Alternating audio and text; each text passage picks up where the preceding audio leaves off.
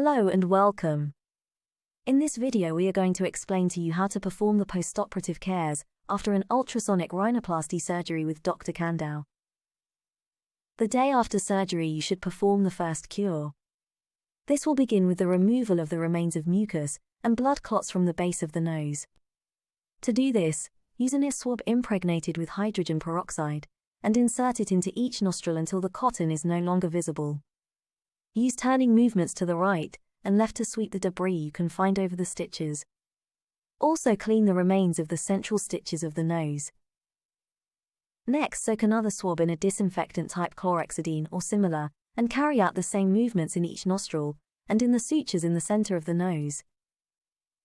Remember that the internal inflammation of the nose can take weeks or months to disappear, and you will need frequent washes with a saline spray during the first 4 to 6 months. The stitches will be removed after 7 days, except for nasal allotomies, which will be removed after 14 days. You will have to perform the cures for at least 4 more days after the removal of stitches.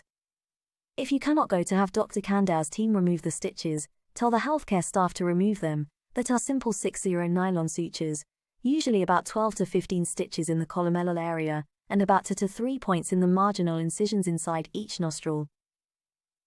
The thermoplastic splint must remain in place for at least 1 week. It may be necessary to keep it on for longer if the swelling of the nasal soft tissues is greater than expected. It should only be removed by experienced personnel. If you cannot get it to be removed by Dr. Candau's team, begin moistening the splint once a day during bathing. In this way the splint will come off little by little, and after about 5 to 7 days it will come off spontaneously. During the first 6 to 8 months, the nose may be asymmetrically swollen.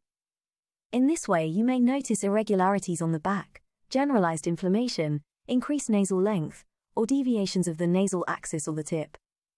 This is a normal phenomenon, and you don't need to worry about it.